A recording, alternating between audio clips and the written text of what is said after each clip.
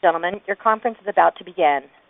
To ask a question via the web presentation, select the chat pod located in the lower left corner of your screen, then type and send your question. To ask your question live, press star 1 on your telephone keypad. I will announce you prior to bringing you into conference, and please remember that if you have your phone on mute, to take it off of mute when you are selected to ask your question. I'll now turn the conference over to your moderator, Matt Kinsman. Matt, please go ahead. Thank you very much. Hello, everyone. I'm the head of content and programming at SI's Content and ABM divisions, and I'd like to welcome you to Social Distribution for B2B Publishers and Information Companies. This webinar is being recorded, and an archive will be made available to all registrants.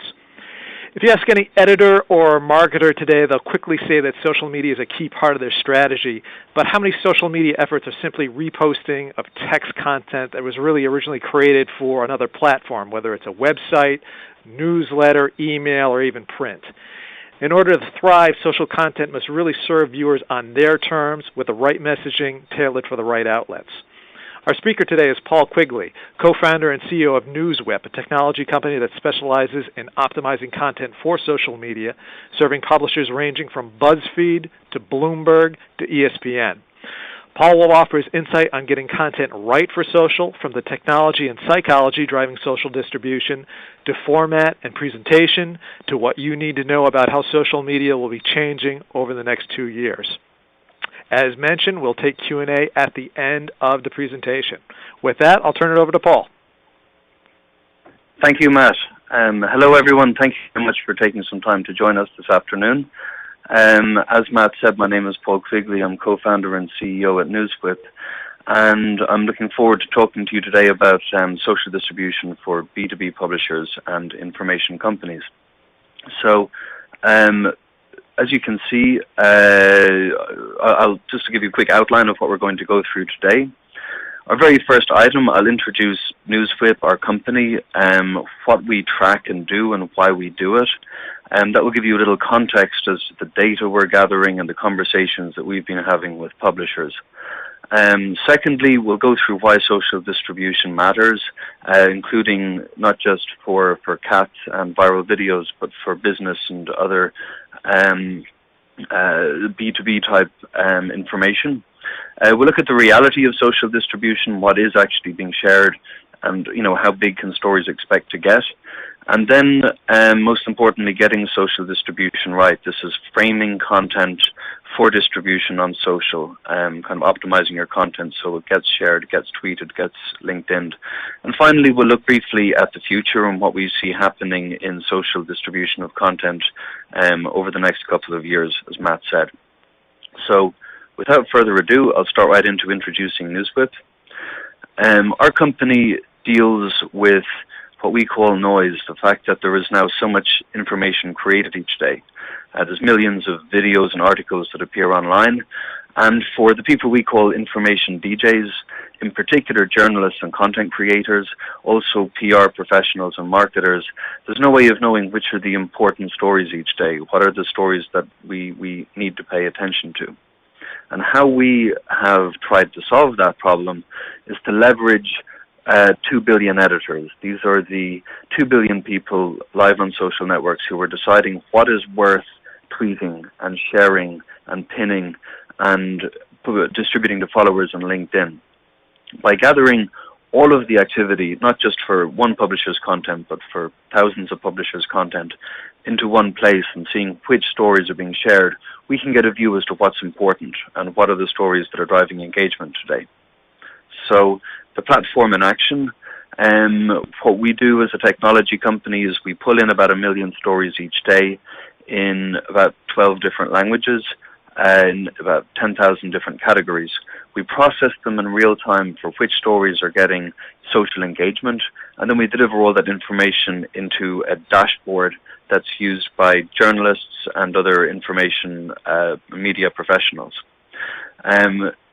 What they then do with it is decide which stories they want to put their resources behind today and which stories are likely to be interesting their audience today. So just to give you a quick snapshot of what's happening inside the platform there. For each story we're tracking, this is the story, we can see a headline up here, excerpt image, it's a Rolling Stone story.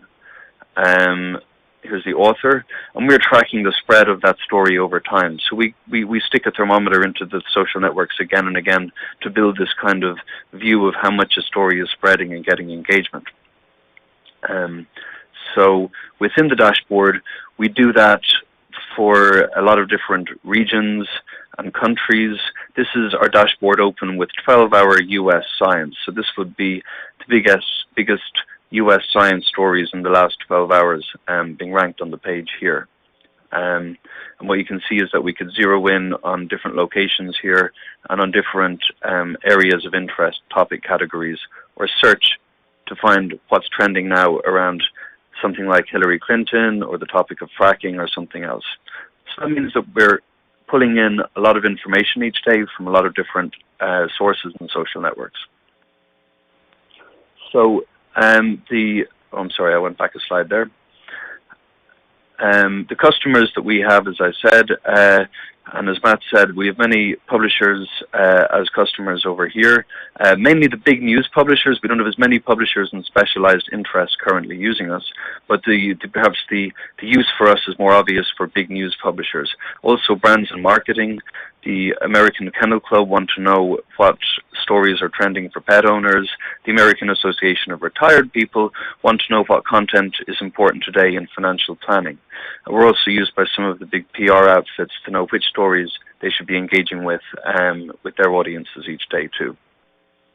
So the side effect of gathering all this information is we collect lots and lots of data. This is a little screenshot of our some of the data that we're collecting. This is the last 7 days of data. I just took this screenshot before the presentation of a group of some of the major publishers. And for each one, we have how many stories they published in the last 7 days, the maximum, in this case, tweets they got on any one of those stories, the mean, and the total, which was about 800,000 tweets for BBC content in the last 7 days.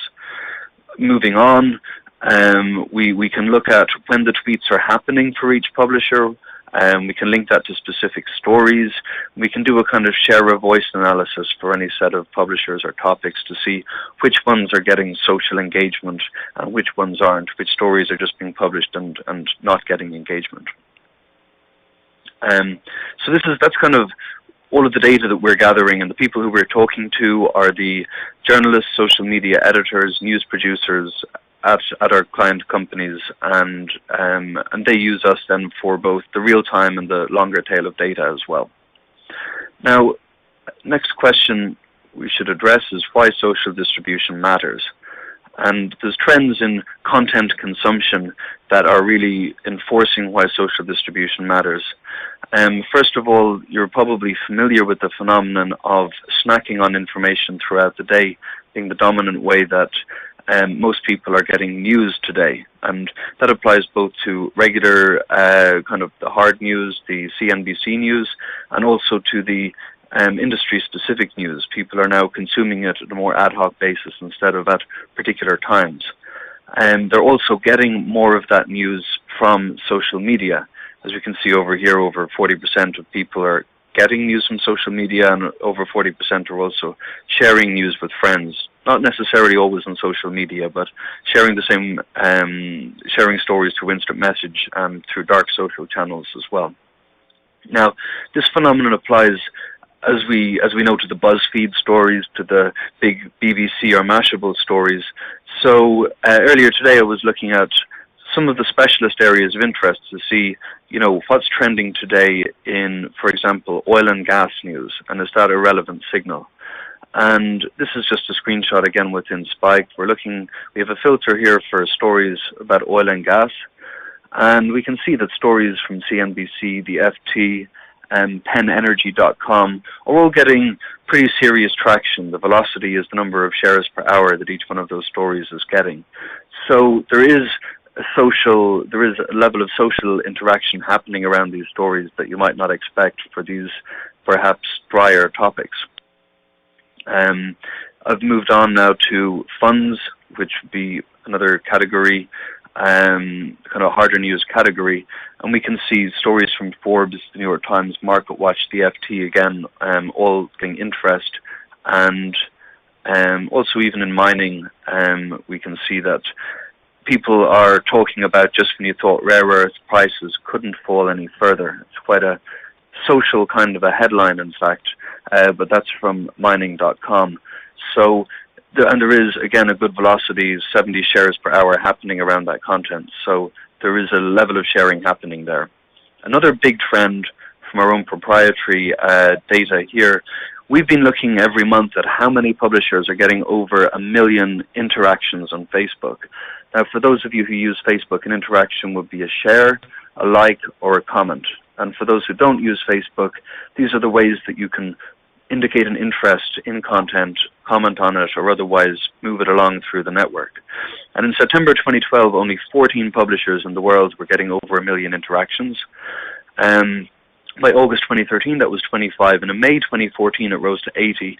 That was when NewsWhip really started emphasizing content in its algorithm that suggests information to people. And we haven't, in fact, revealed this information before. We just ran our numbers for January, and there's now 165 publishers getting over 1 million monthly interactions on Facebook. So that's a lot of mid-range publishers, not just the BBCs and the Huffington Posts of the world. That's a lot of mid-sized publishers are now getting a substantial footprint on Facebook.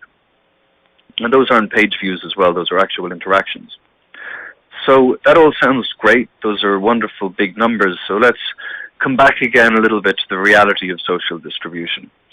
As I said, we take in about 1 million stories each day, and the average story, more than 500,000 of those million stories, gets exactly 0 shares. So it's not that there is a huge amount of sharing of content going on around everything all the time. It remains a lot of content is created online and simply isn't shared, including even by the publisher of that content. A good story, however, a good news event type story, will get like between 20 to 1,000 shares, with the larger amount of those usually being on Facebook, followed by Twitter, followed by LinkedIn. So good stories generally are typical news events, and I looked, I believe yesterday, at which stories were the top ones on LinkedIn just in the last 24 hours. So these would be the stories that have been the biggest over the course of a day. And what we see is that these stories are generally hard news stories. People love talking about Apple, as you may know, so we've got 2 different Apple stories that are trending there. A story about Microsoft's new deep learning system, and a HP acquisition story as well. So these are kind of classic hard news, hard business news stories that are all getting very significant bump in interaction through LinkedIn. So these are your good social stories. Next, you've got your great social stories. For those of you who've seen BuzzFeed stories, you'll see that they sometimes get eye-watering levels of interaction. Hundreds of thousands of Facebook interactions, 20,000 Twitter, maybe 5,000 on LinkedIn. This is the real top-end kind of most viral stories. You can't expect to make these happen very often, and they have different characteristics to your normal good story. These great stories, these are the biggest stories on LinkedIn over the last month, and we can see that we have the 13 habits of exceptionally likable people. We're learning that 99% of networking is a waste of time. 5 things your resume must convey in 10 seconds. And we have a story on Sheryl Sandberg and Adam Grant on women doing office housework. So those are interesting. One of these is about gender issues in the workplace. The other 3 are all how to improve your career type tips that helpful people are passing on to one another on LinkedIn. Now, these aren't your hard news stories. These are kind of how-to stories. And what differentiates them is they're evergreen. The 13 habits, they can push that out again in a year's time. The 99% of networking story, that could just keep growing. This is how it's done so far this month over here. That could keep growing indefinitely until everyone in the world has seen it in their LinkedIn feed. It's an interesting fact, and it's the kind of thing people enjoy sharing, and it's evergreen. It can just keep going and going. So the reality of any publisher's mix, including from BuzzFeed right to mining.com, if mining.com also do lifestyle stories, is that every now and again you will have this viral evergreen monster story, but you're just going to also have a lot of interesting stories well reported that are going to amount to a big part of your social mix. The ideal to aim for isn't a lot of giant purple things, because that's a tough target to hit, and the juju that goes into making something viral is hard to identify, and sometimes works and sometimes doesn't for everyone. Most of BuzzFeed's stories don't go viral, and they're real experts at this. Whereas interesting stories, well reported, can do a reliable job of getting a good foundation, building a steady subscriber base on Twitter and on LinkedIn, and can really form the backbone of a social distribution strategy. So let's talk about getting a social distribution strategy underway. So this is getting social distribution right. So as with getting anything right, what are your goals going in is the most important thing. The typical goals that we've seen that people want from social distribution is to engage their existing readers so they're coming back more, getting readers to broadcast your content so that their peers, associates and friends will be introduced to the content, and then winning those new readers into regular readers and even subscribers, either social subscribers or paid subscribers of your content. And finally, and this is not to be underestimated, is building industry influence and reputation, which can be done through having a consistent, ongoing social voice, distributing content and engaging on social media. That's an intangible, it's harder to measure, but very real effect, we think. So just engaging your existing readers. The big shift in thinking that some of you may have heard of over the last year is that Facebook, Twitter, LinkedIn, they're now your alternative homepage. That's how more people are going to encounter your content than by coming in through your homepage. So how your piece of content is presented on a social network is critical to whether people are going to click through. Just like a good headline on a front page is critical, good hygiene and good practice in laying out the content as you share it on social networks is really important too. So how do you engage your readers? Well, there's things that are under your control and things that aren't under your control on a social network.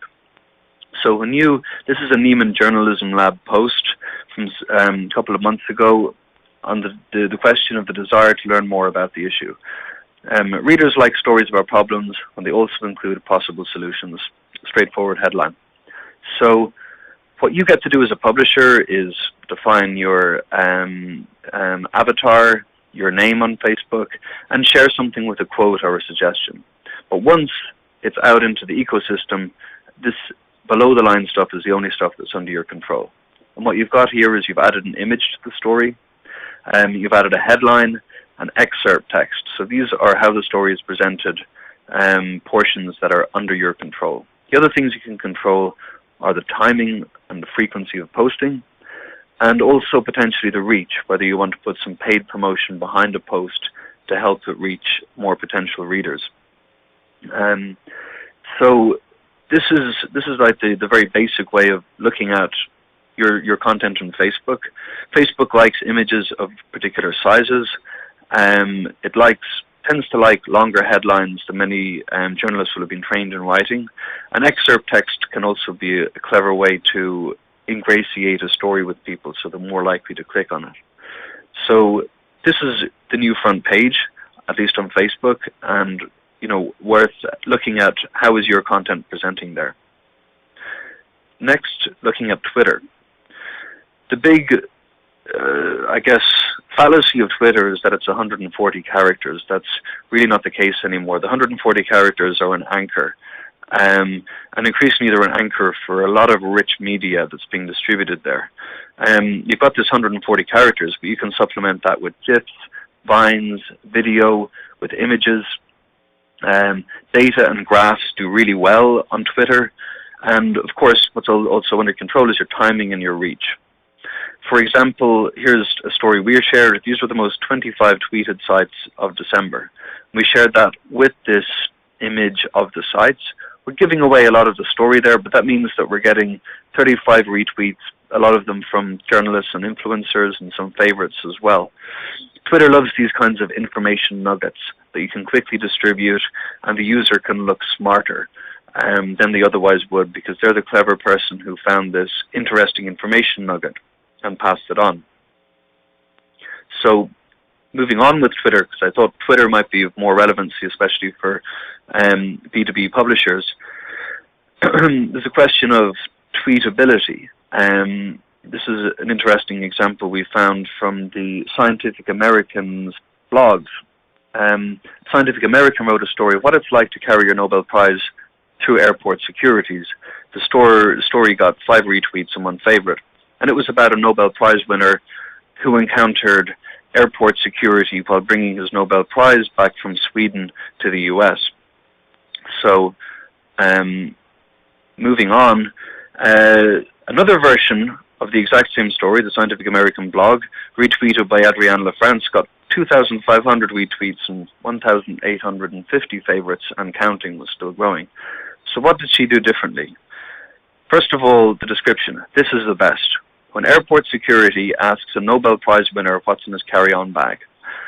And what's even better is she produced a little exchange, the text exchange that took place by copying that out of the article.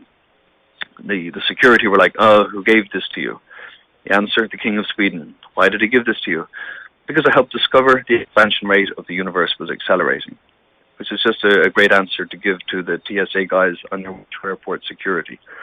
And I think she spotted what we call social lead in that story, and framed it in a way that it got a lot more engagement and distribution. Another almost infamous example of this was a New York Times article from a year or two ago. It was a very interesting article entitled "How Companies Learn Your Secrets." But one of the secrets that they discovered was that Target, the retailer Target, through tracking online and purchasing behavior, figured out that someone was pregnant. And one of the facts in the story was that Target learned a teenage girl was pregnant before her father did. So the New York Times, deep dive, months of reporting, 32,000 shares. Forbes summary with a good headline, 38,000 shares.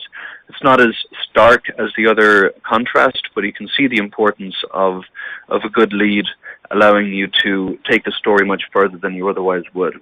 In this case, it was, I guess, a summary of the original, rather than just putting a different frame onto the exact same original content. And what our view at NewsWhip is, in terms of how stories break now, is that we need a bit of retraining or rethinking about what it means for a story to break. The classic view of a story breaking, let me bring this up, is that a story is broken after it's reported. So an event happens, here's an oil rig collapsing, it's reported, and then everyone knows about it, and that's our assumption. The thing is, in an age when everyone is getting information at different times, out of sync, no longer tuning into the same nightly newscast, breaking of news looks very different. The current reality is quite complex. A story breaks, it's reported perhaps in a serious way in one place, maybe reported in a different way in another place, people react to it, reactions become news, and a story gets distributed under different headlines in different ways to a whole lot of different, very diffractionated audiences. And the fact that someone else, a competitor or another site has covered a story doesn't, I think, mean that it's broken anymore, because it has to get to all of these different audiences and social subscribers. And the way we look at a story breaking is it's only fully broken when everyone who is interested in the story knows the story. Then it's broken in a subjective way to them. Before that, it isn't. And even if an event happens, it's worth knowing which event is important, because you might need to bring them to your audience. And so the fact that something happens and has been reported in one place means it's not necessarily a story. Some of our users really work with this a lot. For example, we're used by both sides of the maybe political divide in the US. We've got Think Progress, which is the publishing arm of the Center for American Progress on one side. We've got The Blaze, which is the online publishing arm of Glenn Beck on one side as well. And when an event happens that's reported by ArizonaCentral.com, which is Starbucks refusing to allow customers open carry their firearms, their assault weapons in Starbucks in Arizona, that's news that's of some local interest. But if it gets social traction and is picked up there, that's a story that the Blaze love to take to their First Amendment loving readers, or Second Amendment, loving readers, who are going to be outraged that Starbucks were doing this. And the thing Progress want to bring to their readers, because they're outraged that someone wants to bring an assault rifle to Starbucks in the first place. So finding stories, this story could just be a local story, but can also be a national story. And social allows you to find the stories that are really of interest and that get people engaged, and that you can then bring them to your audience of interest. So it's one thing to get this attention and interest, but as business-to-business publishers, we need to be a little more sophisticated and think one step down the road. And turning readers into subscribers. Now, the word subscriber is ambiguous. It could mean someone likes your Facebook page, or it could mean someone is signing up for an annual subscription to a scientific journal. Either way, when someone comes in as a social on a social link, having seen one of your stories shared, they're one of the weaker links that you have, but they're one of the best ways to meet someone new as well. So we encourage using visual cues to encourage social subscription. That is the polite way of saying use pop-ups, use takeovers.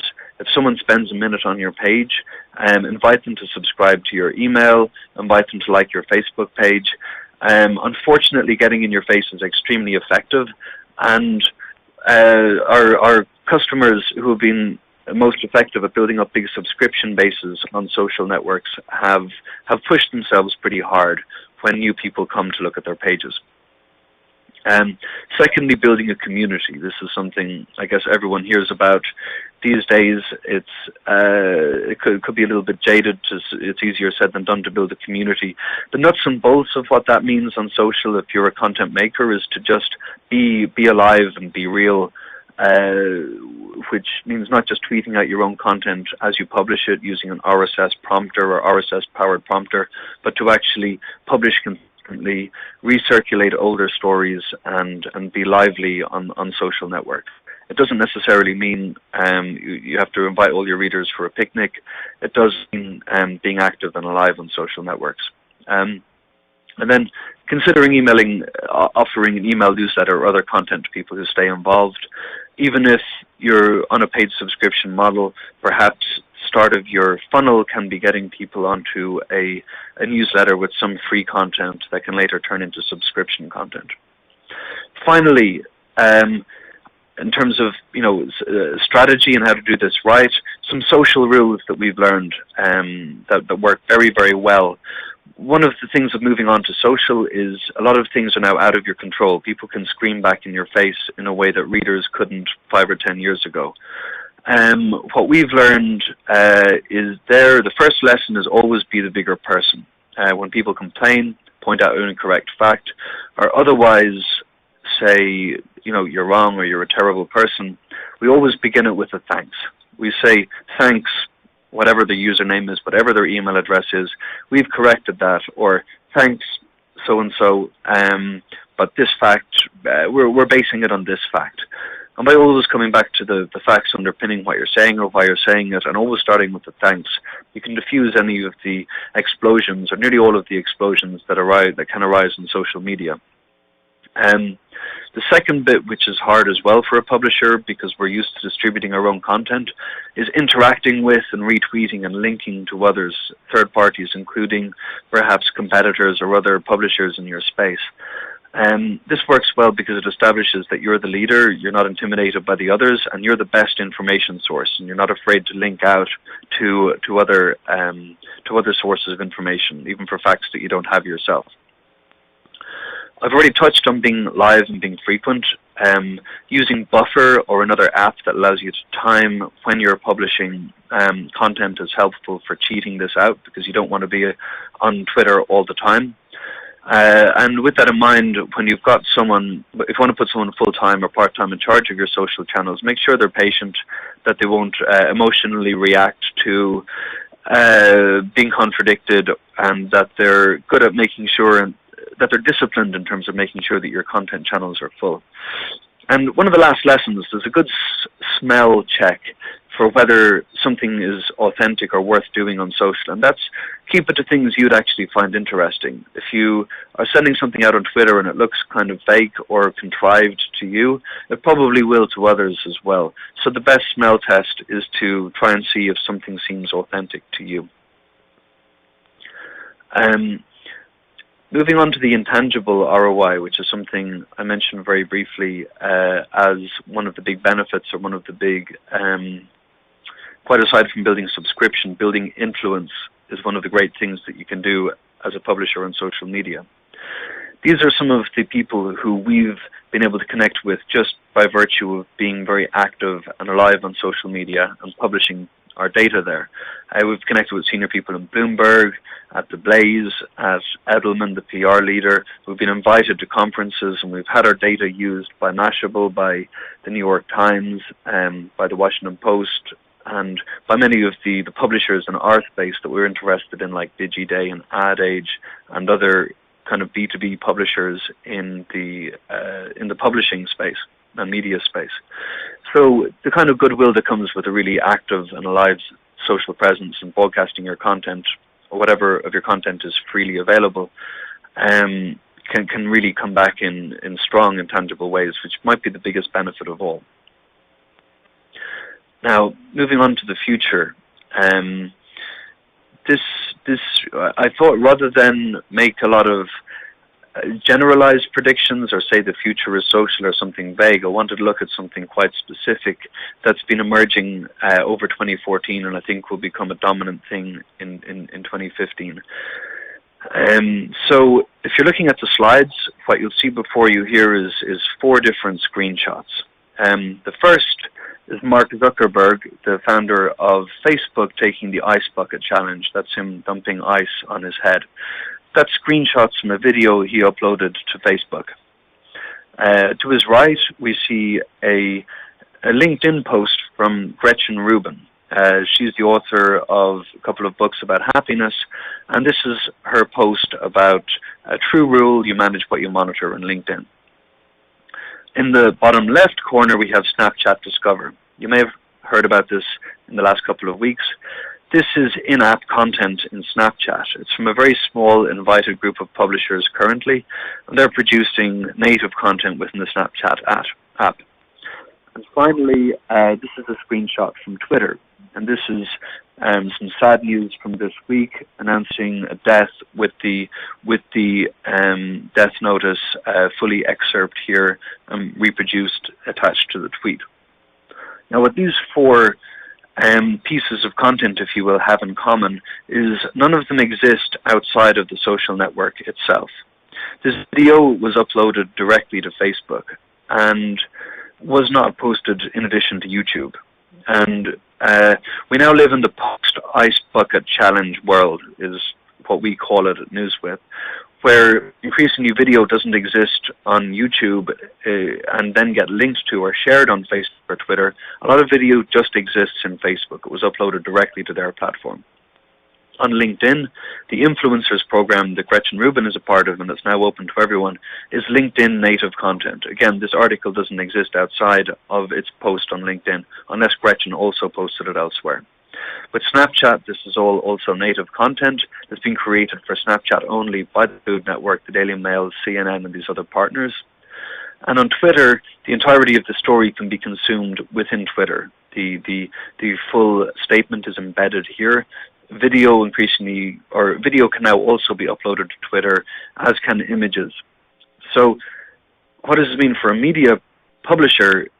The future may end up looking a little bit different to how it looks now. What we're used to doing is thinking about our own platforms and publishing directly to those. But what's happening now as a publisher is we're getting signals from our reporters, perhaps feed from the AP, signals of what's important from a company like NewsWhip that monitors all media, following people on Twitter, and then publishing and producing content. But that content might be going right out in a native video on Snapchat, or to a YouTube channel, which is at best partly owned because it's on YouTube's platform. It could be going straight into a Facebook video player, or, as is the norm now, it could be going onto your owned platforms. That could be an iPad app, a subscription website, or so. I think if we were to pick out a trend, is it scary or is it an opportunity? That's always up for debate. But the idea that content is going to be being created especially for and consumed within the social networks themselves is definitely something that's going to emerge as a theme in 2015. So that's what I've got for today. I thank everyone for tuning in, and I hope that we've got some questions and we can jump back to any slides. And as a last thing, I'd invite any publishers who are interested in learning more about the technologies that I outlined at the start of the presentation, Spike, which is the real-time, what are people getting into right now on social networks, and Insights, which is the big data kind of tool, drop me a line and I can tell you more about those. And for now, we can turn it over for some questions. Paul, thank you very much. Folks, we are opening it up for Q&A, and as was explained earlier, you can ask questions in two ways. You can address the Q&A tab in the left-hand column of your screen and type in your question directly. I'll repeat that for Paul and for the audience. Or you can also ask your question over the phone line. Please hit *1 on your phone. That'll put you in a queue, and then you'll be able to ask your question over the phone. As people get ready, Paul, I've got a question for you. When you started off your presentation, you gave a nice slide about the different data that you share with your clients. I was just wondering if you could talk a little more specifically about that. What do publishers really need to know about their own performance data on social media? Are there particular KPIs that are more important than others that publishers really should prioritize? Yeah, that's a good question. I mean, I think you need to be getting an ROI on social, and there's clicks, there's influence building. And one things that's hard to track is how are we doing, because going back to my slide, I brought it back up again. A rising tide has kind of lifted all boats on social. We've gone from 14 publishers to 165, getting more than 1 million interactions a month. So I think a good way to see how you're doing is pick some metrics that are important for you and then start benchmarking against a set of possibly, of competitors or other publications. So that's the kind of numbers that we're looking at here. That's how many stories are we publishing, and what's our mean shares per story, and how do we pull that number up?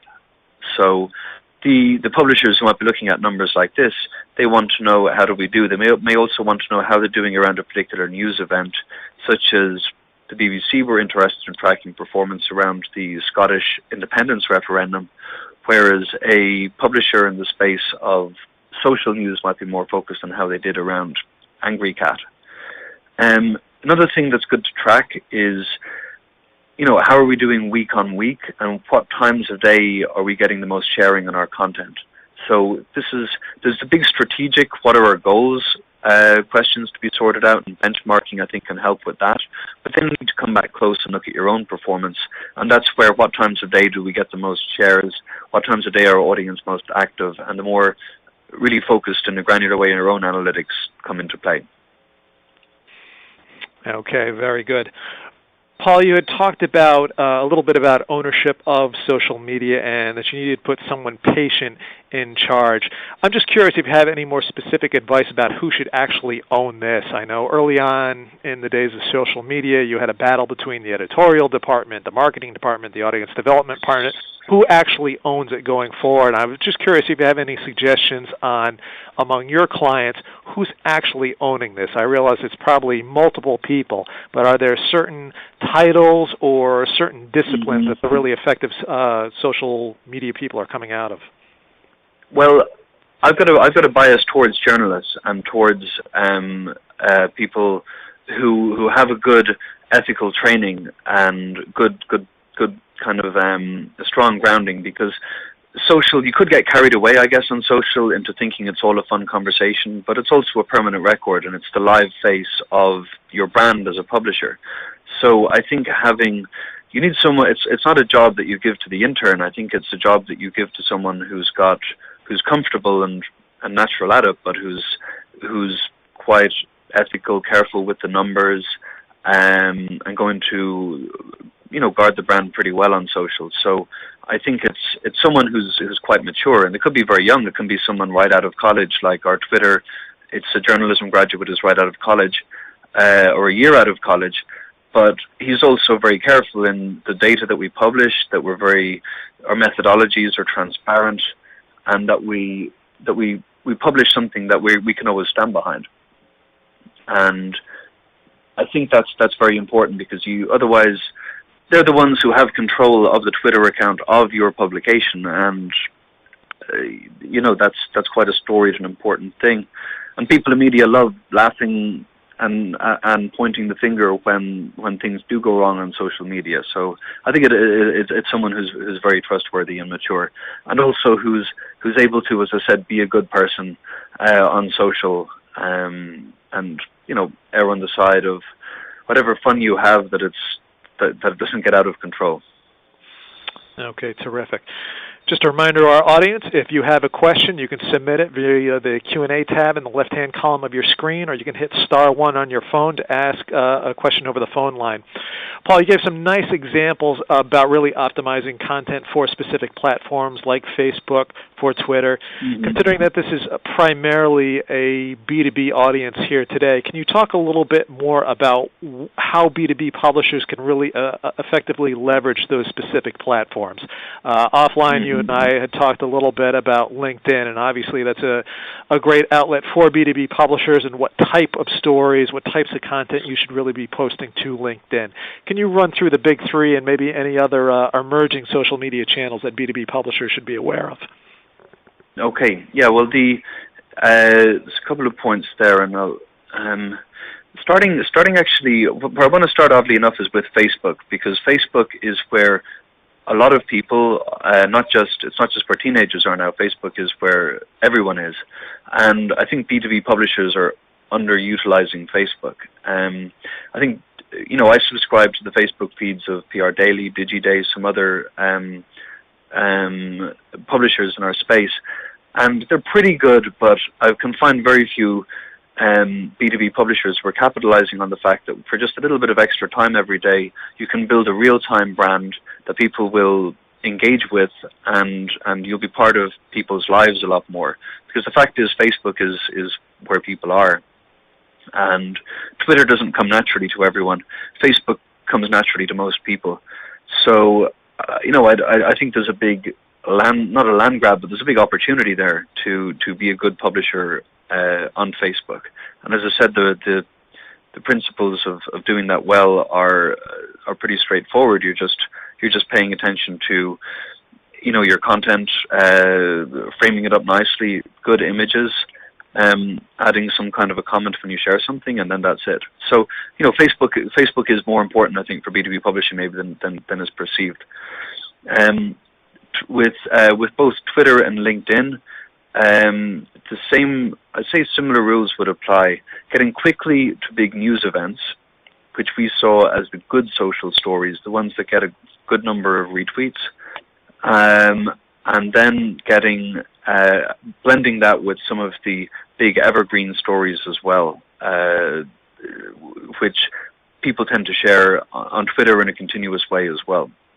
But LinkedIn does not have the same level of engagement, I think, with Facebook and Twitter. If we go back and we look at the top business stories on LinkedIn in the last month, let me just find that slide.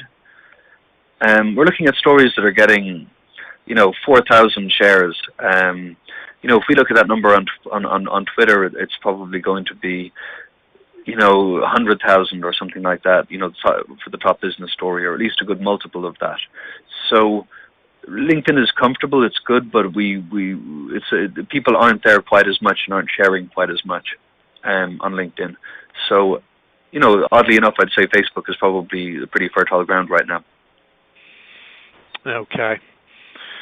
Folks, we are about out of time. Paul, terrific job today. I want to thank you very much for this. As I mentioned, this webcast is being recorded, and an archive will be made available to all registrants and also to all SIA and ABM member companies. Thanks for joining us today. Thanks, Matt.